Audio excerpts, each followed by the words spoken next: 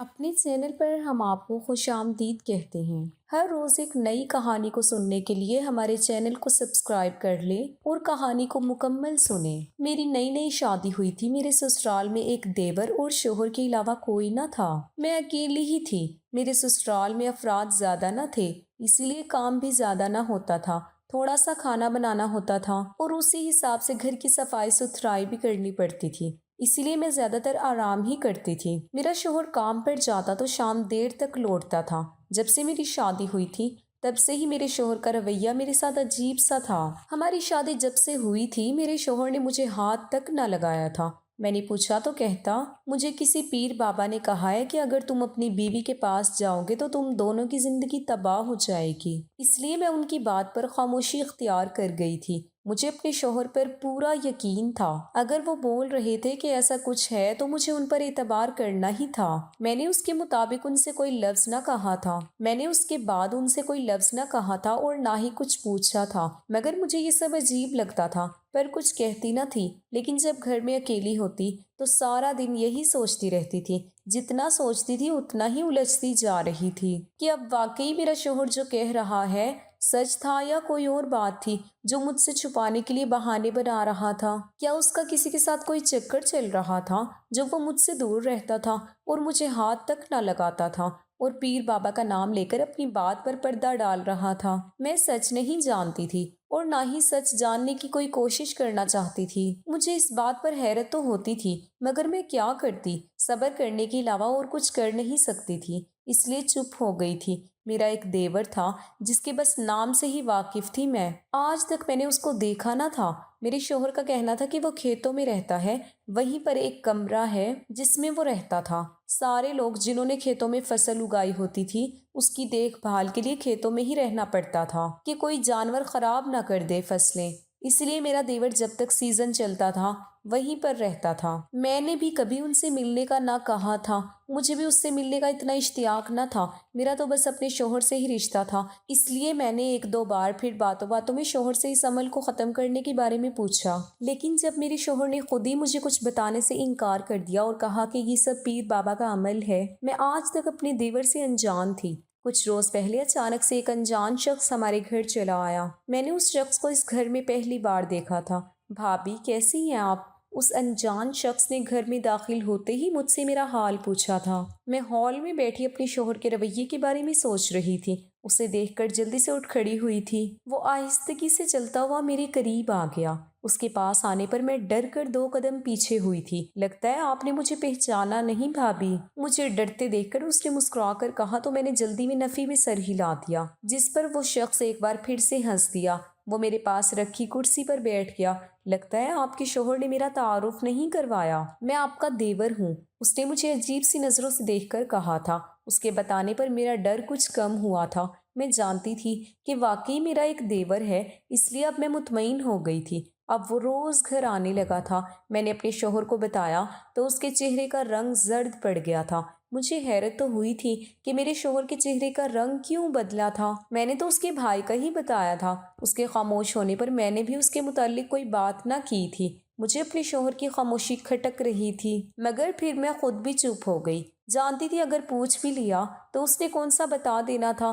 میرا شوہر جب کام پر چلا جاتا تو دیور گھر آ جاتا۔ جب وہ گھر آتا تو اس کے ہاتھ میں ڈھیر سارے گنے ہوتے تھے۔ اب میرا ڈر بھی کم ہوتا گیا تھا۔ آہستہ آہستہ اب میری جھجک کم ہوتی جا رہی تھی۔ زیادہ فری تو نہیں ہوئی تھی مگر اب پہلے کی طرح میں نے ڈرنا چھوڑ دیا تھا۔ کچھ ہی دنوں میں اس سے گھل مل گئی تھی۔ وہ تھا ہی بہت اچھا اور عزت کرنے والا۔ اب میرا دیور جب بھی گھر آتا تو اس کے ہاتھ میں گنے ہوتے تھے۔ خاص کر دوپہر ہوتے ہی دیور گنے لے کر گھر آتا تھا اور کہتا، بھابی بہت رس والے ہیں، چوس کر کھائیں۔ میں نے بھی کبھی اتنے شوق سے پہلے کبھی گنے نہ کھائے تھے، مگر اب اپنے دیور کے کہنے پر انکار نہ کرتی اور فوراً اس کے پاس بیٹھ کر گنا کھانے لگتی۔ وہ خود مجھے گنے چھیل کر دیتا اور میں اس کے سامنے بیٹھ کر چوستی رہتی۔ وہ مسکرا کر مجھے دیکھتا رہتا لیکن خود کبھی نہ کھاتا تھا۔ میں نے اسے 1000 بار کہا کہ دیور جی آپ بھی تو لے لو، اچھا ہے اور بہت میٹھا ہے، مگر وہ میرے کہنے پر بھی کبھی نہ لیتا اور کہتا، بھابی ابھی کھیتوں سے ہو کر آیا ہوں اور یہی کھائے ہیں میں نے، یہ سب آپ کے لیے لایا ہوں۔ اب بس آپ ہی کھائیں۔ میں نے اس کی بات پر سر ہلا دیا اور گنا کھانے لگی۔ مجھے یہ بات عجیب تو لگتی تھی کہ جب میرا شوہر گھر پر ہوتا تھا تو میرا دیور نہیں آتا تھا، مگر جیسے ہی میرے شوہر کام پر چلے جاتے تو دیور گھر چلا آتا۔ پھر سوچا شاید یہ اتفاق ہو، دونوں بھائی الگ الگ وقت میں گھر آتے تھے، یا پھر یہ بھی ہو سکتا تھا کہ دونوں کی آپس میں بنتی نہ تھی، تبھی الگ الگ وقت پر آتے جاتے ہیں۔ میں نے ایک بات اور نوٹ کی تھی، جب کبھی دونوں حادثاتی طور پر اکٹھے ہو جاتے تو میرے شوہر میرے دیور کی طرف دیکھتا تک نہ تھا، سر جھکا کر اس کے پاس سے گزر جاتا تھا۔ میرے شوہر کے یوں سر جھکا کر گزرنے پر میرے دیور کے چہرے پر ایک پراسرار سی مسکراہٹ ابھر آتی تھی، مگر میرے شوہر کے چہرے کا رنگ پیلا پڑ جاتا تھا۔ نہ جانے ان دونوں کے درمیان کون سی کھچڑی پک رہی تھی۔ ایک اور عجیب بات یہ تھی کہ جب میں گنا چوس کر تھوڑی دیر سو جاتی تو شام کو میرا شوہر گھر آ کر جب گنے کے کچرے دیکھتا تو میرے قدموں میں بیٹھ کر رونے لگتا۔ میں بہت پوچھتی لیکن وہ مجھے اپنے رونے کی وجہ نہ بتاتا۔ کیا ہوا، آپ اس وقت یہاں بیٹھ کر کیا کر رہے تھے؟ رات کے دوسرے پہر میری آنکھ کھلی تو میں نے دیکھا شوہر میرے قدموں میں بیٹھا رو رہا تھا۔ میری تو حیرت سے آنکھیں پھٹی کی پھٹی رہ گئی تھی۔ میں جانتی تھی کہ شوہر کا رتبہ کیا ہے، اس لیے ان کا میرے قدموں میں بیٹھنا مجھے دہلا سا گیا تھا۔ مجھے ڈر تھا ان کے اس عمل پر اللہ مجھ سے ناراض نہ ہو جائے۔ میں نے آنکھیں کھول کر جلدی سے اپنے پاؤں سے دور کیے اور گھبرا کر ان سے رونے کی وجہ پوچھی تھی، مگر ہمیشہ کی طرح انہوں نے مجھے کچھ بھی نہ بتایا تھا۔ اس سے پہلے کہ میں ایک بار پھر پوچھتی وہ اٹھ کر کمرے سے ہی باہر نکل گئے تھے۔ میں ان کو کمرے سے باہر جاتے ہوئے دیکھتی رہی تھی۔ اب تو یہ سب ان کا معمول بن چکا تھا اور آج دیر تک جاگنے کی وجہ سے اگلی صبح میری آنکھ تھوڑی دیر سے کھلی تھی۔ مجھے سمجھ نہیں آ رہی تھی کہ اب میں کیا کروں، کیسے اپنے شوہر کے دل کی بات کا پتہ لگاؤں، آخر ان کے رونے کی وجہ کیا ہو سکتی تھی۔ میں نے بہت کوشش کی تھی اپنے شوہر سے سچ اگلوانے کی، مگر وہ بولتے ہی نہ تھے۔ میں نے بھی تھک ہار کر ان سے پوچھنا چھوڑ دیا تھا۔ میرا دیور اب بھی باقاعدگی سے گنے لے کر آتا تھا اور ضد کر کے مجھے کھلاتا تھا۔ میں بھی اس کا دل رکھنے کے لیے کھا لیتی تھی، لیکن پتہ نہیں ان میں ایسا کیا ہوتا تھا کہ گنا کھانے کے فوراً بعد مجھے نیند آ جاتی تھی اور میں کچھ دیر کے لیے سو جاتی تھی۔ اس کے بعد مجھے کوئی ہوش نہ رہتی تھی۔ کچھ دنوں سے میں دیکھ رہی تھی کہ میرے جسم میں عجیب سا درد رہنے لگا تھا۔ میرا کسی کام کرنے کو دل نہ کرتا تھا۔ جب بھی کوئی کام کرنے کے لیے اٹھتی تو متلی اور چکر آنا شروع ہو جاتے۔ میں تو پہلے ہی عجیب قسم کی الجھن میں الجھی ہوئی تھی۔ سمجھ نہیں آ رہا تھا کہ میرے ساتھ اب کیا ہو رہا ہے۔ میں کسی سے کوئی بات بھی نہ کر پاتی تھی۔ اپنے میکے جانے کا وقت ہی نہ ملتا تھا۔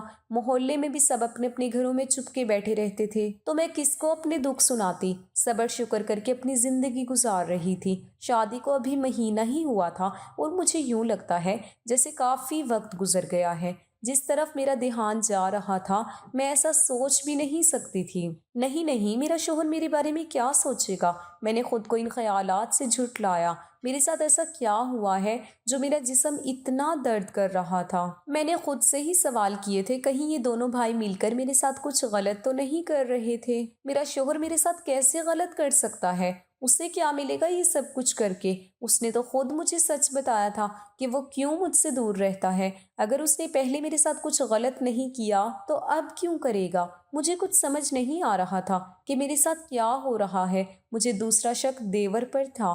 میرے شوہر کے بعد تو دیور ہی میرے گھر آتا جاتا تھا، مگر وہ میرے ساتھ کچھ غلط کیوں کرے گا؟ اس کی میرے ساتھ کیا دشمنی ہو سکتی تھی؟ میں نے تو اسے دیکھا ہی پہلی بار تھا، پھر دشمنی کا تو کوئی تک نہیں بنتا تھا۔ میں نے سوچا کیوں نہ ڈاکٹر سے چیک اپ کروا آؤں، کیونکہ اب تو طبیعت دن بدن خراب ہوتی جا رہی تھی۔ لیکن میں باہر کیسے جاتی؟ ایک تو مجھے محلے کا اتنا آتا پتہ نہ تھا، دوسرا میں باہر جاتی اور اوپر سے میرے شوہر گھر آ جاتے تو میں ان کو کیا جواب دیتی؟ اب میں ان کو بتا کر بھی نہیں جا سکتی تھی، ورنہ وہ ساتھ جانے کی ضد کرتے اور اگر ان کو اس بات کی بھنک بھی پڑ جاتی کہ جو میں سوچ رہی ہوں وہ سچ ہے تو میری تو زندگی ہی تباہ ہو جاتی۔ ایک یہ ڈر بھی مجھے باہر جانے سے روک رہا تھا۔ بھابی، میں دیکھ رہا ہوں آپ کو اس دن سے آپ بڑی خاموش رہنے لگی ہیں، کیا بات ہے؟ سب ٹھیک تو ہے؟ میرا دیور آج بھی گنے لیے بیٹھا تھا، مگر میرا چوسنے کو بالکل بھی دل نہیں کر رہا تھا، اس لیے بس ہاتھ میں پکڑ کر بیٹھی رہی۔ جب دیور نے دیکھا کہ میں گنا نہیں کھا رہی بس پکڑ کر بیٹھی ہوئی ہوں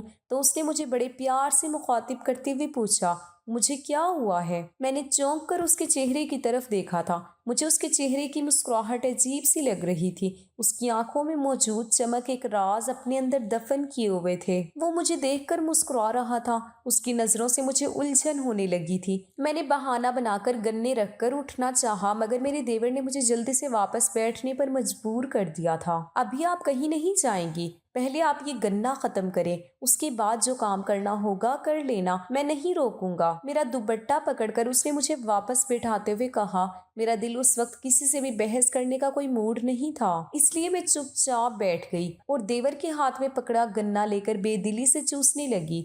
بہت مشکل سے میں نے وہ گنا ختم کیا تھا اور وہاں سے اٹھ کر جلدی سے باورچی خانے میں آ گئی تھی۔ جب تک میں نے پورا گنا ختم نہ کیا تب تک میرے دیور نے اپنی نظریں مجھ پر ہی جمائے رکھی تھیں۔ میں اس کی نظروں سے بچنے کے لیے باورچی خانے میں آئی۔ نہ جانے کیا بات تھی، میرے جسم میں ایک عجیب سا خوف سرایت کرتا جا رہا تھا۔ میں چاہتی تھی میرا دیور اب اسی وقت یہاں سے چلا جائے، کیونکہ اس کی موجودگی میرے شک کو حقیقت کا روپ دے رہی تھی۔ اگر دیور ہی میرا گناہ گار تھا تو میں کسی کو کیا منہ دکھاؤں گی؟ میرا شوہر تو پہلے ہی مجھ سے دور تھا، میں کیا کروں گی؟ کیسے سب کو یقین دلاؤں گی کہ میں بے گناہ ہوں؟ میں نے ابھی پانی پی کر گلاس شیلف پر رکھا ہی تھا جب مجھے اپنے پیچھے سے میرے دیور کی آواز سنائی دی۔ آپ یہاں کیا کر رہی ہیں؟ جائیں کمرے میں آرام کریں، میں بھی کھیتوں میں جا رہا ہوں۔ میں جھٹکے سے پیچھے مڑی تھی۔ اگر اس نے اپنا گناہ چھپانے کے لیے مجھے مار کر یہیں پھینک دیا تو کسی کو کیسے پتا چلے گا کہ میں مر چکی ہوں؟ اس کے چہرے کو دیکھ کر میں نے خود سے کہا تھا، بے شک وہ خوبرو جوان مرد تھا، اپنی جان کے جانے کے احساس نے میرے رونگٹے کھڑے کر دیے تھے۔ میں بنا اپنے دیور کو دیکھے اپنے کمرے میں آ گئی اور بیڈ پر لیٹ گئی۔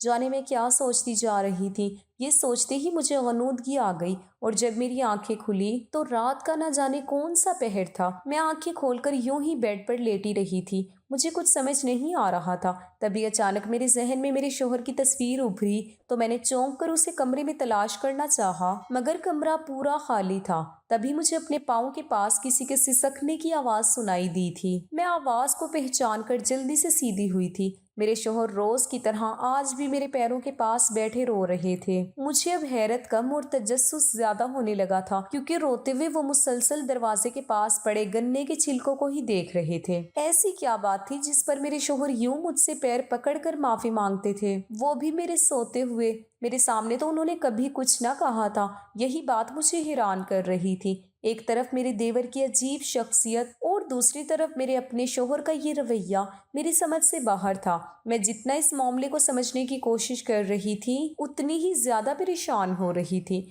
رات تو جیسے تیسے میں نے کاٹ ہی لی تھی، مگر اگلے روز میں نے سچائی جاننے کے لیے ایک منصوبہ بنایا اور اس پر عمل کرنے کے لیے اپنے دیور کا بے صبری سے انتظار کرنے لگی تھی۔ دوپہر سے کچھ ہی دیر پہلے میرا دیور گنے لے آیا اور حسب معمول اس نے مجھے گنا چھیل کر دیا اور خود میرے سامنے بیٹھ کر مجھے دیکھنے لگا۔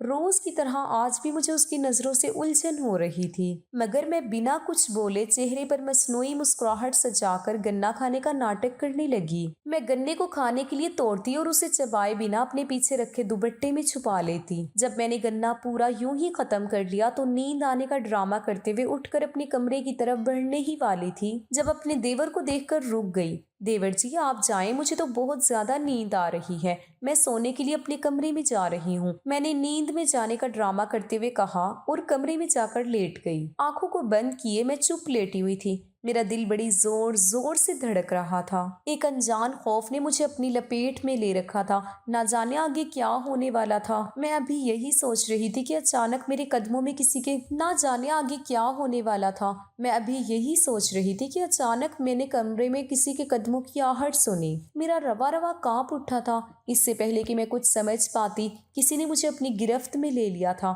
آگے کا سوچ کر میری روح کانپ گئی تھی، میرے حواس آہستہ آہستہ باختہ ہونے لگے تھے۔ میں نے اپنے اوپر جھکے اپنے دیور کو پورا زور لگا کر خود سے دور دھکیلا تھا اور اٹھ کر بھاگتی ہوئی دروازے کی طرف بڑھی تھی۔ میرے آنسو اپنی عزت کھو دینے کے دکھ میں بیٹھے جا رہے تھے۔ میں جان گئی تھی کہ میرا دیور ہی میرے ساتھ غلط کام کرتا تھا۔ اس سے پہلے کہ میرا دیور پھر سے مجھے پکڑتا میں بے ہوش ہو گئی تھی۔ جب مجھے ہوش آیا تو میں ایک ہسپتال میں تھی۔ ڈاکٹر نے بتایا کہ میں حاملہ ہوں۔ یہ سن کر میری تو جان ہی نکل گئی تھی۔ میں نے کانپتے ہوئے اپنے شوہر کو دیکھا جو مجھے غصے سے دیکھ رہا تھا۔ یہ بچہ میرا نہیں ہے، اسی لیے میں تمہیں طلاق دیتا ہوں۔ میرا شوہر اچانک ہی غصے میں مجھے طلاق دے کر باہر چلا گیا تھا۔ میں وہیں بیٹھی روتی روتی جا رہی تھی۔ میں تو پہلے ہی ایک جھٹکے سے سنبھل نہ پائی تھی، اب ایک اور مصیبت میرے سر پر آن پڑی تھی۔ کچھ ہی دیر بعد میرا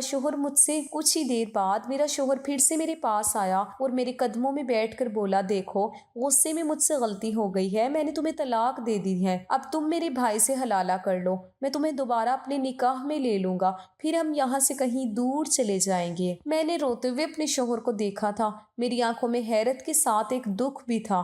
پہلے مجھے طلاق دے دی، اب مجھے حلالے کا کہہ رہا تھا۔ یہ نکاح مسکتی نکاح ہوگا، وہ تم سے کوئی رشتہ نہیں بنائے گا، بس تم اس سے نکاح کر لو۔ میری آنکھوں میں لکھے سوال پڑھ کر میرے شوہر نے میرا ہاتھ پکڑ کر مجھے تسلی دیتے ہوئے کہا تھا۔ میں بھی جانتی تھی انہوں نے غصے میں مجھے طلاق دی تھی، اسی لیے میں خاموشی سے حلالہ کے لیے مان گئی تھی۔ پھر شوہر نے میرا نکاح میرے دیور سے کروا دیا اور خود گھر چھوڑ کر چلا گیا۔ میرے دیور نے جب مجھے نکاح میں لیا تو اس نے مجھے بتایا کہ وہ میرے شوہر کا بھائی نہیں ہے۔ یہ سنتے ہی میرے تو قدموں کی تلے سے زمین ہی نکل گئی تھی۔ میں حیرت سے ساکت کھڑی دیکھتی جا رہی تھی۔ میں نے اپنے شوہر کا بہت انتظار کیا، مگر وہ میرا نکاح میرے دیور سے کروا کر نہ جانے کہاں چلا گیا تھا۔ اگر تم میرے شوہر کے بھائی نہیں تھے تو پھر تم نے میرے ساتھ وہ سب کیوں کیا؟ میں نے روتے ہوئے اس سے پوچھا۔ سب بتاؤں گا مگر وقت آنے پر۔ میرے پوچھنے پر اس نے مجھے جواب دیا اور کمرے سے نکل گیا۔ نہ جانے کیا وجہ تھی جو میرا شوہر مجھے چھوڑ کر چلا گیا تھا۔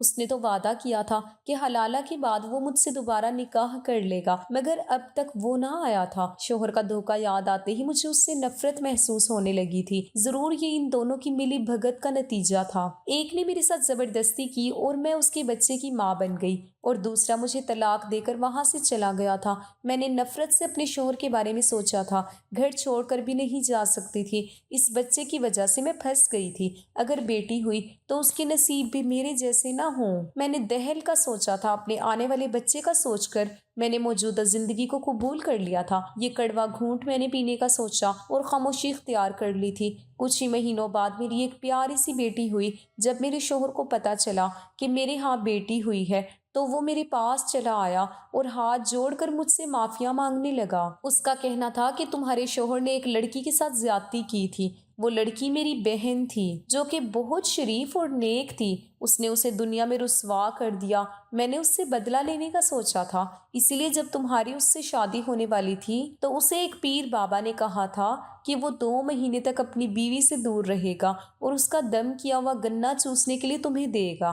تمہارے شوہر کے دل میں چور تھا، اس نے گناہ کیا تھا اور اس کے چلتے وہ ساری زندگی بے اولاد رہنے کے ڈر سے فوراً مان گیا تھا۔ پیر بابا کو تو میں نے پیسے دے کر یہ سب کرنے کو کہا تھا کیونکہ میں اپنی بہن کا بدلہ اس کی نئی نویلی دلہن کے ذریعے لینا چاہتا تھا۔ تب اس بابا نے میرے کہنے پر تمہارے شوہر کو کہا کہ میں تمہارے کام پر جانے کے بعد تمہاری بیوی کو یہ گنا چوسنے کے لیے دیا کروں۔ تمہارے شوہر کو ہم نے کہا تھا کہ گنے پر میں کچھ دم کر کے تمہیں دیا کروں گا۔ اس بابا نے ہی اسے کہا تھا کہ وہ مجھے اپنا بھائی کہہ کر تم سے تعارف کروائے گا۔ تمہارے شوہر نے ایسا ہی کیا تھا۔ اس پیر بابا نے تمہارے شوہر سے کہا تھا تمہاری بیوی جب یہ گنا کھائے گی تو اس کو بہت تکلیف ہوگی، اس لیے تمہارا شوہر جب بھی گھر میں گنے کے چھلکے دیکھتا تھا تو بہت روتا تھا کہ اس کے گناہ کی وجہ سے تم تکلیف اٹھا رہی ہو۔ میں گنے میں دوائی ڈال کر تمہیں بے ہوش کر دیتا اور پھر تمہارے جسم کے ذریعے میں اپنی بہن کا بدلہ لیتا تھا، لیکن پھر مجھے آہستہ آہستہ احساس ہونے لگا کہ میں غلط کر رہا ہوں، لیکن تب تک بہت دیر ہو چکی تھی۔